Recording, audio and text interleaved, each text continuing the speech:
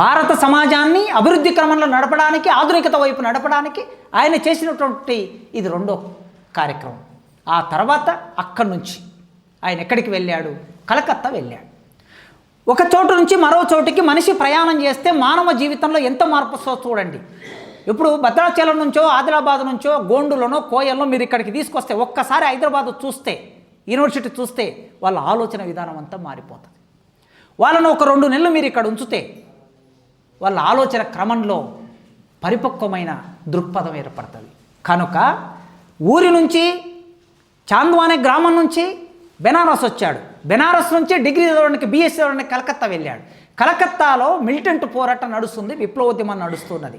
ఆ విప్లవోద్యమ ప్రభావంతో 2 మార్గాలు ఉన్నాయి ఆయనకి. ఒక మార్గం ఆర్య సమాజ మార్గం, రెండో మార్గం విప్లవ మార్గం, మూడో మార్గం కాంగ్రెస్ మార్గం. ఈ మూడింట్లో ఎటు వెళ్ళాలనుకున్నప్పుడు డిగ్రీకి వెళ్ళిన తర్వాత ఆయన చాలా జాగ్రత్తగా అధ్యయనం చేశాడు, విపరీతమైన అధ్యయనం చేశాడు. టాస్ క్యాపిటల్ చదివాడు. ఆ రోజుల్లోనే యంగ్ ఇండియా, గాంధీ నడిపినటువంటి పత్రిక, యంగ్ ఇండియా పత్రికను రెగ్యులర్ చదివేవాడు. పత్రిక చదవడం కోసం 3 కిలోమీటర్లు నడిచి వెళ్ళి పత్రికను చదివేవాడు. అంటే ఒకవైపు మార్క్సిస్ట్ దృక్పథం, మరోవైపు హిందూ దృక్పథం, మరోవైపు భారత జాతీయ కాంగ్రెస్ ఆలోచన విధానాన్ని, ఈ 3 ఆలోచన స్రవంతిలో ఎటువైపు టర్న్ తీసుకోవాలని ఆలోచిస్తున్న క్రమంలో ఉప్పు సత్యాగ్రహం ఉద్యమం జరిగింది 1930లో. 1930 నాటికి ఆయన వయసు 22 సంవత్సరాలు. 22 సంవత్సరాల వయసులో దేశవ్యాప్తంగా పోరాటం నడుస్తున్నప్పుడు ఆ స్రవంతిలో ఆయన కూడా కలిశాడు. ఆ స్రవంతిలో కలిసినప్పుడు జరిగిన పోరాటంలో పోలీసులకు ఆయనకు మధ్యలో తోపులాట జరిగి లాఠీచార్జ్ జరిగింది. ఆ లాఠీచార్జ్లో గాయపడ్డాడు. 22 సంవత్సరాల యువకుడు గాయపడ్డాడనే వార్తని మొత్తం దేశంలో ఉన్న పత్రికలన్నీ రికార్డు చేశాయి.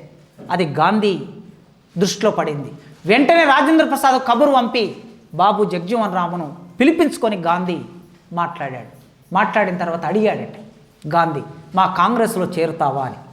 అడిగితే అప్పుడు జగ్జీవన్ రామ్ అడిగాడట, అంటరానితనం లేకుండా చేస్తారా మీరు అని అడిగాడట. ఈయన లక్ష్యం ఈయనకున్నది, ఆయన లక్ష్యం ఆయనకున్నది. వెంటనే అప్పుడు మీరు గాంధీకి 5 సూత్రాలు ఉన్నాయి. స్త్రీ జనోద్ధరణ, హరిజనోద్ధరణ, అహింస, సత్యాగ్రహం, ఖాదీ. ఈ 5 సూత్రాలు ఉన్నాయి. ఈ 5 సూత్రాల్లో జగ్జీవన్ రామ్ కలవక ముందు గాంధీజీకి ఉన్నది 4 సూత్రాలే. అంటరానితనం లేకుండా చేస్తావా అని నేను అడిగినప్పుడు హరిజనోద్ధరణ అనే మరో ప్రిన్సిపల్ను ఆయన దాంట్లో పెట్టుకున్నాడు గాంధీ. ఎస్, నేను ఈ దేశంలో ఉన్న హరిజనులు గొప్పవాళ్ళు, వీళ్ళని అభివృద్ధి చేయడానికి నేను పాటుపడతాను, నువ్వు మా కాంగ్రెస్లో చేరు, కలిసి పనిచేద్దామని ఆలోచించి అప్పుడు జగ్జీవన్ రామ్కు ఒక కార్యక్రమాన్ని ఇచ్చి పంపించాడు. పంపిస్తే డిప్రెస్డ్ క్లాసెస్ అని ఒక సంఘాన్ని పెట్టి కలకత్తాలో 35,000 మందితో సభ చేశాడు. ఆ సభ, దానికి రాసిన ప్రణాళిక, అక్కడ పెట్టే డిమాండ్స్ చూస్తే చాలా ఆశ్చర్యపోతాం మనం. భారతదేశంలో భూమి లేని దళితులు ఎంతమంది ఉన్నారో లెక్క తీసి ఇంతమంది దళితులకి భూమి ఇవ్వాలి. రేపు భారతదేశానికి స్వాతంత్రం వచ్చిన తర్వాత అయినా, లేదా ఇప్పుడు బ్రిటిష్ ప్రభుత్వం అయినా మాకు భూమి కావాలి. ఎందుకంటే భూమి మీద పని చేస్తున్నది మేము. వీసీ సార్ చెప్పారు కదా, అసలు డబ్బు ఎక్కడి నుంచి వస్తుంది ప్రభుత్వం నడపడానికి, విద్యాలయాలు నడపడానికి? ఈ ప్రశ్న హంటర్ కమిషన్ ముందు జ్యోతిరావు పూలే వేశాడు 1883లో. ఏం ప్రశ్న వేశాడంటే, మొత్తం బ్రిటిష్ ప్రభుత్వం విద్య మీద ఖర్చు పెడుతున్న శాతం ₹1,00,000 ఖర్చు పెడుతుంది. ఈ ₹1,00,000 ఖర్చు పెడితే ఈ డబ్బు ఎక్కడి నుంచి వస్తుందని హంటర్ని అడిగాడు ఆయన. ఈ డబ్బంతా ఈ దేశంలో ఉన్నటువంటి దళితులు, బీసీలు, ట్రైబ్స్ పన్నులు కడితే ఆ పన్నుల రూపంలో డబ్బు మీ దగ్గరికి వస్తుంది. పన్నుల రూపంలో మీ దగ్గర డబ్బు వచ్చినప్పుడు ఈ డబ్బును విద్యారంగం మీద ఖర్చు పెడుతున్నారు, స్కూలు, కాలేజీ, యూనివర్సిటీ. మరి ఇందులో చదువుకునే వాళ్ళు ఎవరున్నారో ఒక్కసారి ఆలోచించారా మీరని అడిగాడు. పూలే మొట్టమొదటిసారి బ్రిటిష్ వాళ్ళని ప్రశ్న వేశాడు. డబ్బేమో ఈ కింది ప్రజలది, చదువుతున్న వాళ్ళేమో 10% ఉన్నటువంటి పై వర్గాల వాళ్ళు చదువుతున్నారు. కింది వర్గాల డబ్బుతో పై వర్గాలు చదువుతున్నారు. మరి కింది వర్గాలకు విద్య ఎప్పుడు వస్తుంది అని ప్రశ్న పూలే వేస్తే అప్పుడు వాళ్ళు ఆలోచించి వీళ్ళని కూడా విద్యాలయాల్లోకి తీసుకురావటం ఎట్లా అని ప్రభుత్వం చాలా చట్టాలు చేసింది. ఆ చట్టాలని వేరే సందర్భంలో మాట్లాడుకోవచ్చు. కనుక ఇక్కడ విద్య అనేది ఎంత ప్రధానం, భూమి అనేది ఎంత ప్రధానం. ఈ భూమి మీద పనిచేస్తున్న వాళ్ళు ఎవరు? భారతదేశంలో పొలాలు దున్నే వాళ్ళు ఎవరు? పంట తీసే వాళ్ళు ఎవరు? కోత కోసే వాళ్ళు ఎవరు? కుప్పగొట్టే వాళ్ళు ఎవరు? ఈ ధాన్యాన్నంతా గరిసెల్లో నింపే వాళ్ళు ఎవరు? ఈ దళితులు. ఎవరైతే ఉత్పత్తి సృష్టిస్తున్నారో ఉత్పత్తి సృష్టించే వాళ్ళకి భూమి ఉండాలి అనే డిమాండ్ పెట్టాడు ఆయన. అదేవిధంగా మేము అంటరాని పనులని మీరు ఏవైతే అనుకుంటున్నారో, ముట్టరాని పనులు ఏవైతే అనుకుంటున్నామో, ఈ అంటరాని ముట్టరాని పనులు చేసే వాళ్ళే ఈ దేశంలో గొప్ప వాళ్ళుగా ఉంటారు. అలాంటి వాళ్ళ మీద అంటరానితనం పెట్టి మీరు మమ్మల్ని ఊరికి దూరంగా పెట్టారు. దాని నుంచి మాకు విముక్తి కావాలి. దానితో పాటు స్కూల్లో టీచర్ కావడానికి, కాలేజీలో లెక్చరర్ కావడానికి, యూనివర్సిటీలో ప్రొఫెసర్ కావడానికి, లేదా ఎంఆర్ఓ ఆఫీసులో తహసీల్దార్ కావడానికి, కోర్టులో జడ్జి కావడానికి మాకెక్కడిది హక్కు? మాకు విద్యనే లేదు కనుక అక్కడి వరకు రాలేకపోతున్నాం. కనుక మాకు మొట్టమొదలు భూమి కల్పించండి. భూమి ఆత్మగౌరవాన్ని ఇస్తుంది. ఆత్మగౌరవం నుంచి విద్య వస్తుంది. విద్యలో నుంచి ఉపాధిలోకి వస్తామని ఒక డిమాండ్ పెట్టి 35,000 మందితో అంత పెద్ద పోరాటం నడిపాడు. ఇక ఆ పోరాటం నడిచిన తర్వాత అప్పుడు భారతదేశంలో ఒక ముఖ్యమైన నాయకుడిగా బాబు జగజ్జీవన్ రామ్ మారాడు. ఒకవైపు అంబేద్కర్ పోరాటం 1917లో 17-18 కాలంలో అంబేద్కర్ భారతదేశ పోరాటంలోకి ప్రవేశించాడు. 1913లో గాంధీ ప్రవేశించాడు. అంబేద్కర్కి గాంధీజీకి 6-7 సంవత్సరాల తేడా మాత్రమే ఉన్నది. సరే, గాంధీజీ ఆనాడు ప్రధాన స్రవంతి జాతీయ కాంగ్రెస్లో చేరాడు కనుక చాలా వేగంగా గాంధీ నాయకుడయ్యాడు దేశానికి. కానీ అంబేద్కర్ సమాంతరమైనటువంటి ఆలోచన విధానాన్ని, దానికి భిన్నమైన ఆలోచన విధానాన్ని ముందుకు తీసుకొచ్చాడు. ఈ క్రమంలో భారత జాతీయ కాంగ్రెస్లో ఉండి డిప్రెస్డ్ క్లాసెస్ గురించి ఆలోచించిన వాడు బాబు జగజ్జీవన్ రామ్. అట్లా మొదలుపెట్టి ఈ దేశం ఎట్లా ఉండాలి అని కలగంటున్నారు. ఉప్పు సత్యాగ్రహం తర్వాత క్విట్ ఇండియా ఉద్యమం జరిగింది. క్విట్ ఇండియా ఉద్యమం జరిగే నాటికి ఇంకా ఆయన అధ్యయనం పెరిగింది, ఆలోచన పెరిగింది, ఆచరణ పెరిగింది. ఈ సమాజాన్ని ఎట్లా మార్చాలని ఒక స్పష్టమైన దృక్పథం, అవగాహన ఏర్పడింది. ఈ క్రమంలో అంబేద్కర్ ఆయన కలుసుకునే ఒక సందర్భం కూడా ఏర్పడింది.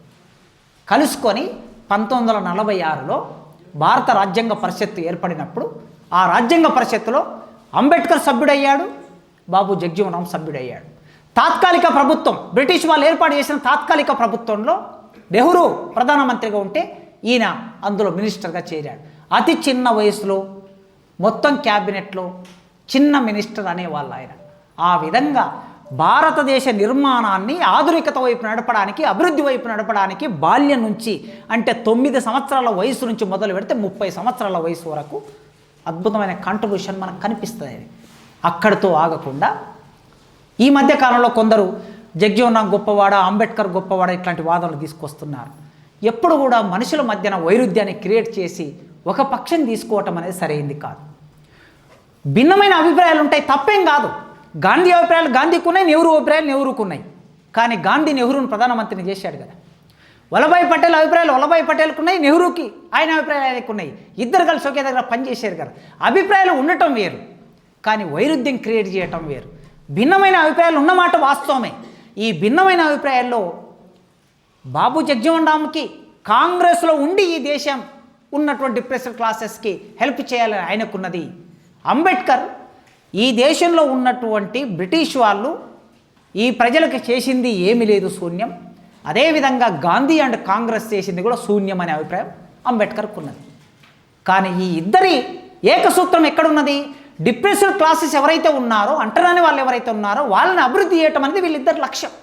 ఇద్దరు లక్ష్యంలో ఇద్దరు భిన్నమైనటువంటి మార్గాల్లో వచ్చారు. కానీ చర్చ దగ్గరికి వచ్చినప్పుడు వాళ్ళిద్దరూ ఒకే పద్ధతిలో పనిచేశారు. కాంగ్రెస్ పార్టీలో ఆయన ఉండటం మూలంగా అంబేద్కర్ అప్పుడు కాంగ్రెస్ పార్టీలో లేడు. భారత రాజ్యాంగ పరిషత్ రచనా కమిటీ చైర్మన్గా ఉన్నాడు.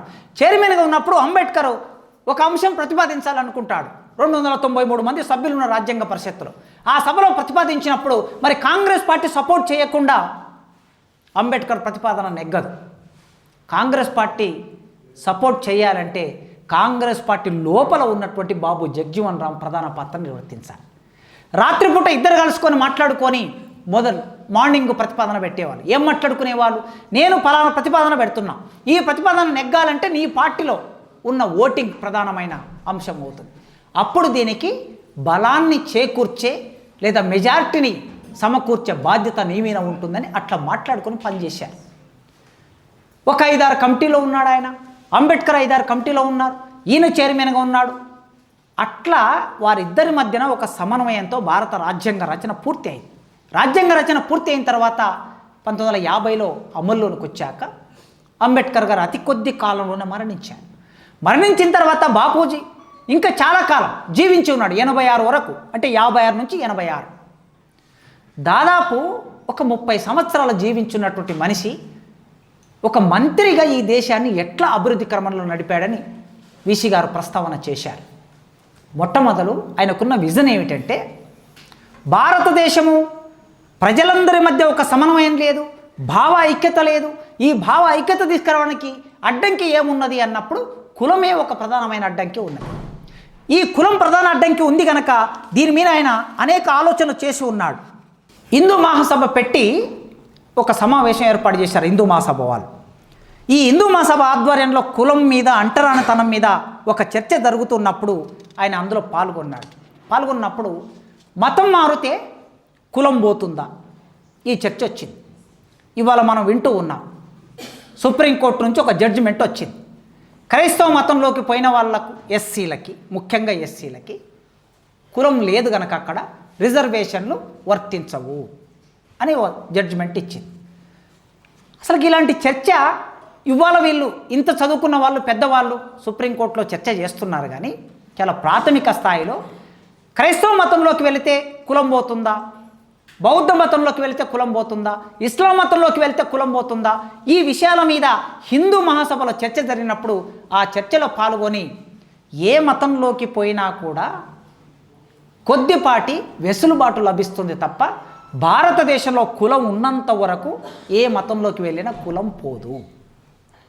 ఈవెన్ నువ్వు బౌద్ధంలోకి వెళ్ళినా కూడా, అంబేద్కర్ బౌద్ధానికి సంబంధించిన ఆలోచన చేస్తూ ఉన్నాడు. అప్పుడు బౌద్ధంలోకి పోయినా కూడా అంటరాని వాడల్లో ఉండే నీ ఇల్లు వచ్చి ప్రధాన స్రవంతిలో ఉండే అగ్రహారంలోకి నీ ఇల్లు రాదు. ఈవెందో నీవు బౌద్ధుడు అయినా, నీవు క్రైస్తవుడు అయినా, నీవు ఇంకే మతం తీసుకున్నా నీ ఇల్లు ఎక్కడ ఉండాలో అక్కడే ఉంటుంది. అదేవిధంగా నీవు ప్రొఫెసర్ అయినా, నువ్వు జడ్జి అయినా, నీవు తహసీల్దార్ అయినా, ఇంకొకటైనా నీవు సమాజంలో ముందు ఏ గౌరవం ఉన్నదో ఆ స్థానంలోకి వచ్చినా కూడా నీకు అదే గౌరవం ఉంటుంది. సాంస్కృతికపరమైన మార్పు రాకుండా, భావజాలపరమైన మార్పు రాకుండా మనం ఒక మతంలోంచి మరో మతంలోకి వెళ్ళటం మూలంగా ఈ దేశంలో కులం పోదు అనే ఒక స్పష్టమైన అవగాహనతో ఆ సభలో ఆయన చర్చ చేశాడు. ఆ చర్చతో పాటు హిందూ సమాజం అసలు కులాన్ని ఎందుకు తీసుకొచ్చింది? హిందూ సమాజం చాలా ప్రణాళికబద్ధంగా మనుషుల్ని అణిచివేయడానికి రూపొందించుకున్న చట్టమే కుల వ్యవస్థ అన్నాడు ఆయన. ప్రణాళికబద్ధంగా ఒక స్థాయి నుంచి మరో స్థాయి వరకు, అంటే వర్ణాశ్రమ ధర్మం అన్నారు. వర్ణాశ్రమ ధర్మంలో ఫస్ట్ 2 వర్ణాలు అన్నారు, తర్వాత 3 వర్ణాలు అన్నారు, తర్వాత 4 వర్ణాలు అన్నారు, తర్వాత 1000 కులాలు అన్నారు. అంటే ఇది ఒక ప్రణాళికబద్ధంగా ఈ వర్గాలని అణిచివేయడానికి కుట్రపూరితంగా ఆలోచన వచ్చింది. ఈ కుట్రపూరితంగా వచ్చిన ఆలోచనల్ని తీసివేయకుండా, తొలగించకుండా మీరు ఈ దేశాన్ని మోడర్న్ ఏజ్లోకి నడిపించడం అనేది, అభివృద్ధిలోకి నడిపించడం అనేది సాధ్యం కాదు. నువ్వు ఎప్పుడైనా ఇది నీకు అడ్డంకిగా మారుతుంది అన్నాడు. దళితుల్ని సమీకరించడానికి, వారిలో ఈ ఆలోచన పోవడానికి, లేదా సమాజంలో ఈ ఆలోచన పోవడానికి ఏం చేయాలి అనుకున్నప్పుడు వారి కోసం మీరు ప్రత్యేక గృహాలు నిర్మించి ఊరికి దూరంగా ఉంచుతున్నారు. కులం పోవాలంటే అంబేద్కర్ ఆలోచన లాగానే కులాంతర వివాహాలు జరగాలి ఒక అంశం. కులాంతర వివాహాలు జరిగినంత మాత్రాన కులం పోదు. ప్రత్యేకమైన సముదాయంలో ఉన్నంత మాత్రాన కులం పోదు. ఇది సాంస్కృతికపరమైన అంశం కులం అనేది. అంబేద్కర్ కూడా చాలా సందర్భాల్లో కులానికి సంబంధించిన జీవధాతువు ఎక్కడ ఉందో ఆ మూలాల్లోకి వెళ్ళి చర్చ చేశాడు. పురాణాలని, ఇతిహాసాలని, భారతాన్ని, రామాయణాన్ని, అసలు దీన్ని పట్టి ఉంచుతున్నటువంటి ఆలోచనలు ఎక్కడ ఉన్నాయో ఆ ఆలోచనలను దెబ్బగొట్టాలని అంబేద్కర్.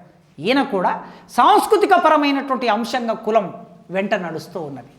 దళితులకు సంబంధించిన పండుగలు, దళితులకు సంబంధించిన ఆహారం, దళితులకు సంబంధించిన వస్త్రాధారణ, దళితులకు సంబంధించిన జీవన విధానం ప్రత్యేకంగా ఉంది. అదేవిధంగా అప్పర్ క్యాస్ట్ సంబంధించిన ఆలోచన విధానం, జీవన విధానం, సంస్కృతి ప్రత్యేకంగా ఉన్నది.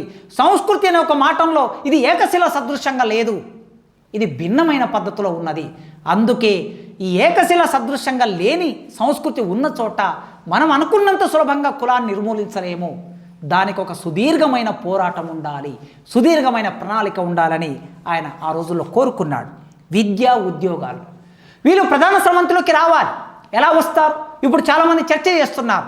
ఇది వచ్చిన తర్వాత మీరు ఫేస్బుక్లలో అక్కడక్కడ సోషల్ మీడియాలో చూస్తే సుప్రీంకోర్టు తీర్పు వచ్చిన తర్వాత రిజర్వేషన్లను మొత్తం తీసేయాలండి. టీవీలలో కూడా మాట్లాడుతున్నారు. ఎందుకు తీసేయాలి? ఆర్థిక ప్రాతిపాదిక మీద మాత్రమే రిజర్వేషన్లు ఇవ్వాలండి. కుల ప్రాతిపాదికమైన రిజర్వేషన్లు ఇవ్వద్దు అనే చర్చ చేస్తున్నారు. ఆనాడే జగజ్జీవన్ రావు గారు ఈ చర్చను చేశారు. భారతదేశంలో ఒక వెసులుబాటు కల్పించడం అనేది కుల ఆధారితంగా వెసులుబాటు ఉండాలి తప్ప ఆర్థిక అంశాల ఆధారంగా వెసులుబాటు ఉండకూడదు. ఎందుకంటే కులానికి కూటికి పేదవాడినైనా కులానికి పేదవాడిని కాదు అనే ఆలోచన ఉన్న భారతదేశంలో ఒక బ్రాహ్మణుడు, ఒక దళితుడు, ఎదిగినటువంటి ఆర్థికంగా ఎదిగిన దళితుడు పేదవాడైన బ్రాహ్మణ్ణి ఒకే దగ్గర పెట్టి చూసినప్పుడు వీరిద్దరికి సమాజంలో ఒకే గౌరవం ఉంటుందా? ఎట్టి పరిస్థితుల్లో సాధ్యం కాదు. 2026లోనే సాధ్యం కాదు. ఇది 1940, 1950, 1930 సంగతి చెప్పట్లేదు నేను. 2026 అంటే 100 సంవత్సరాల కిందటి మాటయే కాకుండా 100 సంవత్సరాల తర్వాత ఈరోజు మాట్లాడుకున్న వీళ్ళిద్దరు ఈ దేశంలో ఒకటి కానే కాదు. కాదనేది ఆయన ఇంత వాదన చేశాడు. ఆయన జీవితంలోనే అది ఆచరణలో కనిపించింది, దేశమంతా చూసింది.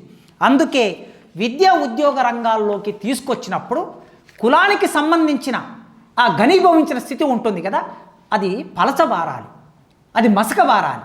ఆ ఘనీభవ స్థితి నుంచి ఎట్ట రావాలి? ద్రవ్యభవ స్థితిలోకి రావాలి అన్నాడు ఆయన. ద్రవ్యభవ స్థితిలోకి వచ్చినప్పుడు అది మనకు కనిపించినట్లు ఉంటుంది కనుక దానికి విద్య అనేది ఒక ప్రధానమైన సాధనంగా ఉంటుంది. ఈ భారతదేశాన్ని ఆధునికత వైపు నడపడానికి విద్యనే మూలం, అది ఈ కింది వర్గాలకు అందించాలి అన్నాడు.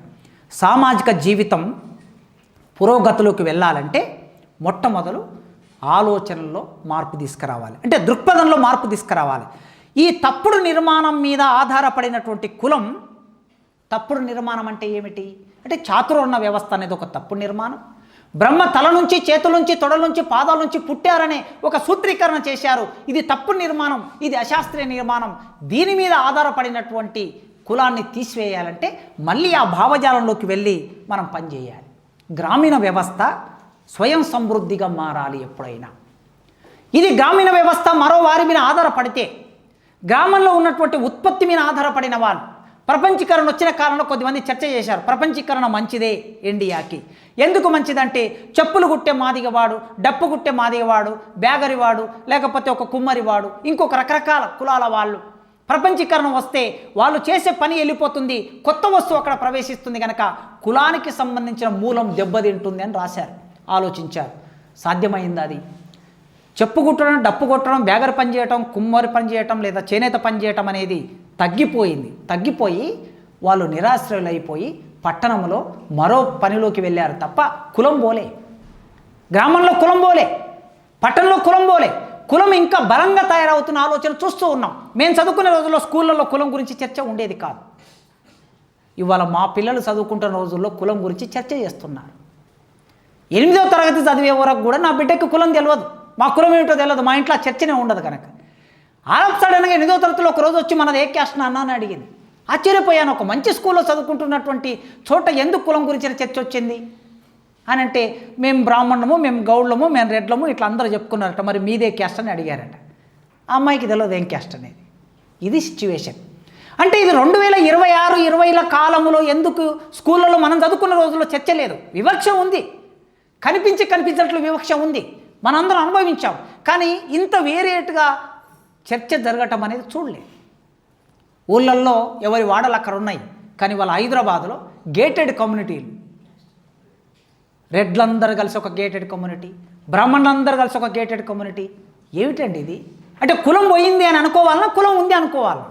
కులము ఘనీభవించిన స్థితి నుంచి ఆయన ఏం కోరుకున్నాడు? ద్రవ్యభవ స్థితిలోకి రావాలి, కొన్నాళ్ళకి అది పోతుంది అనుకున్నాడు. కానీ కులం ఏం చేస్తుంది? ఇంకా ఘనీభవ స్థితిలోకి వెళ్తుంది. అందుకే అసలు గ్రామం అనేది డిస్టర్బ్ అయితే ఆనాటి కాలంలో ఆయన ఆలోచన స్వయం సమృద్ధి గ్రామీణ వ్యవస్థగా నిర్మాణం కావాలి. ఎందుకంటే అక్కడ ఉన్నటువంటి కింది కులాలందరూ వృత్తుల మీద ఆధారపడి ఉంటారు, వాళ్ళు బిజినెస్ చేసేవాళ్ళు కాదు. ఆ వృత్తులని మనం బలంగా తయారు చేసినప్పుడు ఆ వృత్తి తర్వాత బిజినెస్గా మారాలి అన్నాడు. అంటే చెప్పులు కుట్టేవాడు చెప్పుల షాప్కు యజమాని కావాలి, చెప్పులు కుట్టేవాడు చెప్పుల పరిశ్రమకి యజమాని కావాలి. అప్పుడు మార్పు వచ్చినట్లు లెక్క. కుండలు తయారు చేసేవాడు కుండల పరిశ్రమకి యజమాని కావాలి, బట్టలు తయారు చేసేవాడు బట్టల వస్త్ర పరిశ్రమకి యజమాని కావాలి. మన దేశంలో ఇది జరిగిందా? అక్కడ నిరాశ్రయులు అయిపోయి వాళ్ళు పేదరికంలోకి వెళ్ళిపోయి ఆత్మహత్యలు చేసుకునే స్థితిలోకి మనం వెళ్ళాం. అందుకే ఆయన భూస్వామ్య వ్యవస్థ మెల్లగా తగ్గి భూస్వామ్యంలోకి సాంకేతిక వ్యవస్థ ప్రవేశించాలి. అంటే భూమిని దున్ని రైతు దగ్గరికి ఎద్దుల నాగలి దగ్గరికి ఒక ట్రాక్టర్ రావాలన్నాడు. ఇప్పుడు సార్ చెప్పాడు కదా, ఈ ఆలోచనలు ఎప్పుడు చేశాడు ఆయన? 1950లో ఛాలెంజెస్ ఇన్ ఇండియా అనే పుస్తకంలో, caste and challenges in India అనే పుస్తకంలో భారతదేశంలోకి యంత్రం ప్రవేశించాలి, ఆ యంత్రం వ్యవసాయ రంగంలోకి భూస్వామ్యము అది మస్కబారి అది తగ్గాలంటే ట్రాక్టర్ ప్రవేశించాలి అన్నాడు. అంటే అట్లాంటి ఆలోచనలు, ఒక విజనరీ ఆలోచన ఆయనకి ఎట్లా ఉన్నాయి అనేది మనం చూస్తే తెలుస్తుంది. ఆయన మినిస్టర్గా, లేబర్ మినిస్టర్ వచ్చాడు. లేబర్ పాలసీ అనేది ఒక దాన్ని రూపొందించాలి. ఇవాళ లేబర్ చట్టాల మీద విస్తృతమైన చర్చ జరుగుతున్నది. పార్లమెంట్లో ఈ 10 సంవత్సరాల కాలంలో ఒక్కొక్క చట్టం మెల్లగా చట్టాలను తీసేశారు. చివరికి 8 గంటల పనిదినం అనేది ప్రపంచవ్యాప్తంగా జరిగిన అద్భుతమైన పోరాటాల వలన, త్యాగం వలన సాధించుకున్నటువంటి చట్టం అది. కానీ ఇప్పుడు ఆధునిక కాలంలో 13 గంటలు 14 గంటలు సాఫ్ట్వేర్ రంగంలో పనిచేస్తున్న లేబర్ను మనం చూస్తున్నాం. వీళ్ళని లేబర్ అనాలా, ఇంటలెక్చువల్స్ అనాలా, టెక్నీషియన్స్ అనాలా తెలియదు మనకి. ఇప్పుడు 18 గంటలు పని చేస్తున్నారు. ఇంకా కోవిడ్ వచ్చిన తర్వాత ఇంట్లో కూర్చోబెట్టి 24 గంటలు కూడా పనిచేస్తున్నారు. ఇట్లాంటి స్థితిలో లేబర్కు చట్టాలు ఎట్లా ఉండాలని మొట్టమొదటి ఆలోచించిన వ్యక్తి అంబేద్కర్. రాజ్యాంగంలో లేబర్ చట్టాలకు సంబంధించిన చర్చ చేసి దాన్ని రాస్తే భారతదేశానికి స్వాతంత్రం వచ్చిన తర్వాత లేబర్ పాలసీ ఎలా ఉండాలి అని ఆలోచించి ఆ మంత్రిగా, ఏ మంత్రిగా ఉంటే ఆ మంత్రిగా సాధికారికంగా పనిచేశాడు. చాలామంది దళిత నాయకులు వేదికలకు ఉపన్యాసాలు ఇస్తారు, మంత్రులు, ఎమ్మెల్యేలు, వాళ్ళు జగ్జీవన్ రామ్ నుంచి నేర్చుకోవాలి. వాళ్ళు ఏం నేర్చుకోవాలంటే, మనం ఏ స్థాయిలో ఉంటే దాని మీద సాధికారికమైన పట్టు ఉండాలి.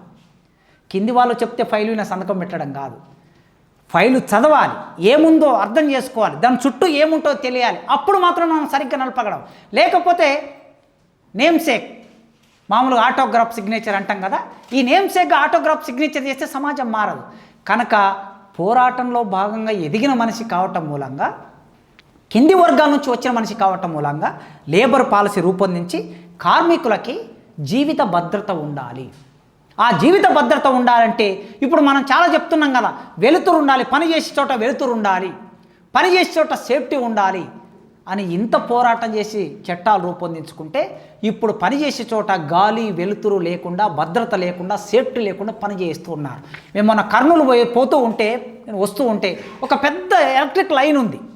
ఆ పెద్ద ఎలక్ట్రిక్ లైన్ మీద పైన నిలబడి ఒక 10 మంది ఆ వైర్ మీద ఇలా నడుస్తూ ఉన్నారు.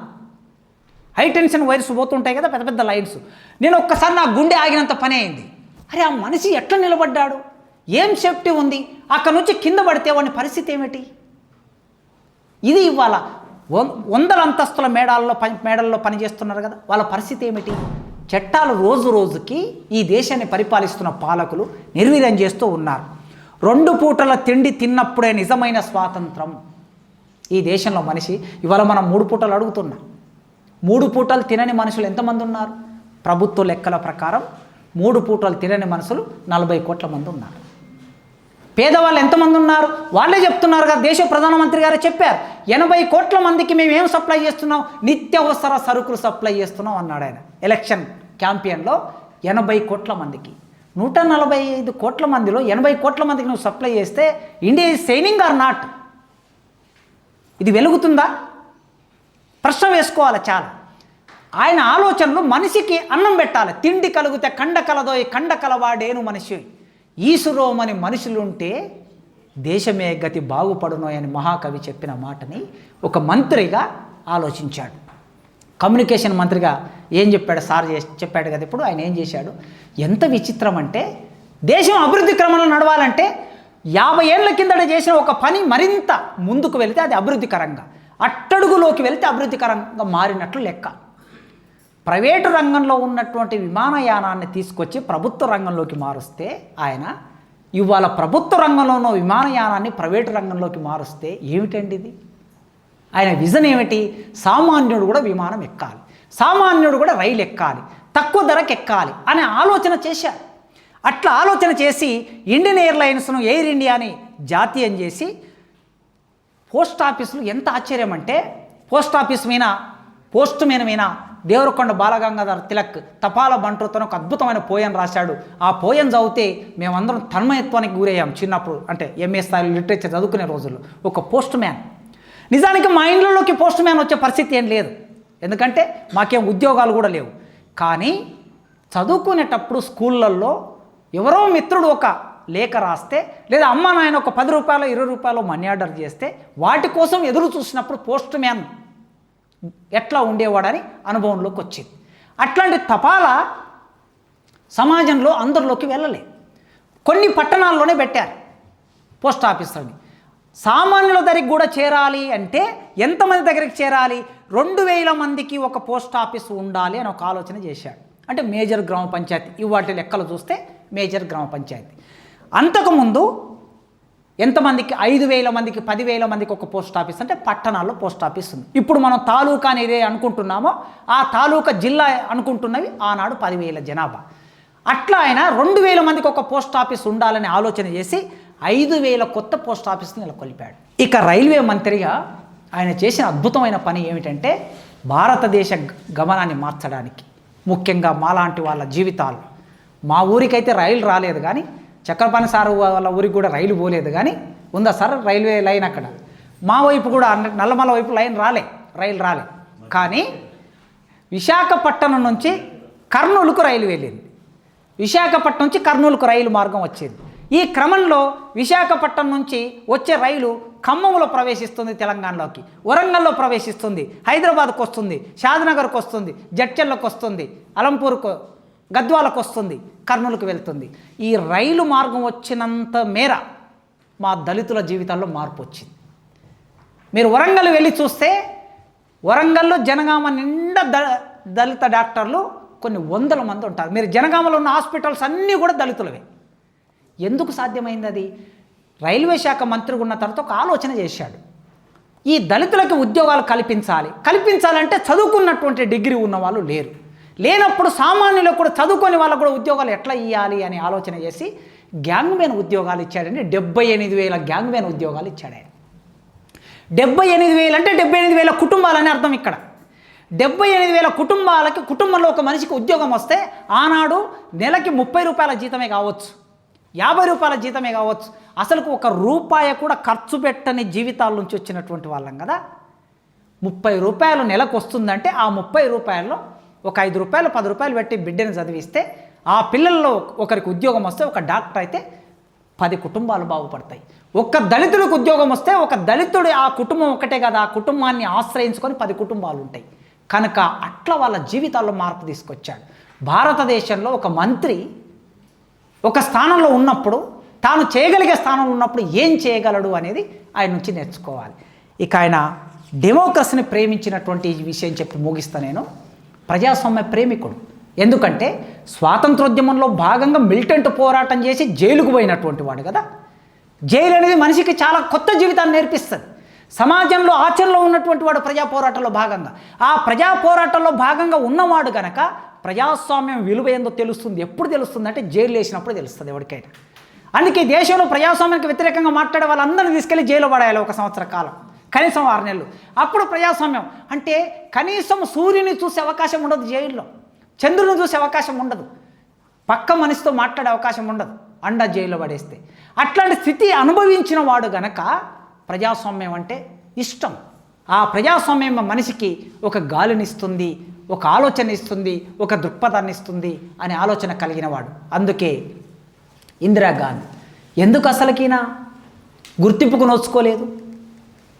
బాబు జగ్జీవనరాం ఎందుకు గుర్తింపుకు నోచుకోలేదు? ఇందిరాగాంధీ ఎమర్జెన్సీని తీసుకొచ్చినప్పుడు వ్యతిరేకించినటువంటి ఏకైక వ్యక్తి బాబు జగ్జీవనరాం. అతి చిన్న వయసులో పార్లమెంట్లోకి ప్రవేశించి ఇన్ని మంత్రి పదవులు చేసిన వాడు, భారతదేశాన్ని ఆధునికత వైపు నడిపిన వాడు, గొప్ప ఆలోచనలు కలిగిన వాడు. 2 దేశాలతో జరిగినటువంటి యుద్ధాల్లో రక్షణ శాఖ మంత్రిగా ఉన్నవాడు. పాకిస్తాన్తో జరిగినప్పుడు, యుద్ధం జరిగినప్పుడు ఒక ప్రధానమైన ఒక ఆకాంక్ష, భాషా పేరు మీద యుద్ధం జరిగినప్పుడు, భాషా పేరు మీద ప్రజలు రోడ్ల మీదకి వచ్చినప్పుడు, ఆ ప్రజలకు ఒక ప్రత్యేకమైన దేశం కావాలని కోరుకున్నప్పుడు, ప్రత్యేకమైన దేశం ఏర్పడడానికి ఒక వెసులుబాటు కల్పించినటువంటి వాడు. ఇంత దార్శనికుడైన వాడు ఈ దేశానికి ప్రధానమంత్రి ఎందుకు కాలేకపోయాడు?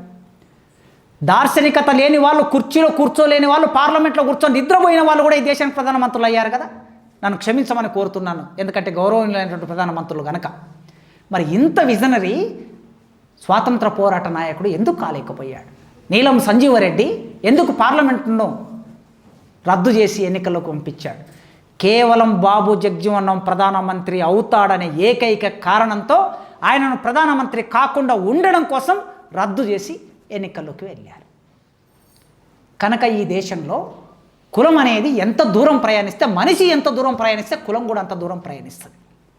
వివిధ డిస్కోర్స్ అండ్ డైలాగులో ఉండే మనం, విద్యలో ఉండే మనం ఈ వాస్తవ స్థితిని గ్రహిస్తే భారత సమాజాన్ని ఆధునికత వైపు, అభివృద్ధి వైపు నడిపించడానికి 9 సంవత్సరాల వయసులో ఉద్యమాన్ని మొదలుపెట్టిన బాబు జగ్జీవన్ రామ్ తన చిట్ట చివరి ఊపిరి వరకు పోరాటాన్ని చేశాడు.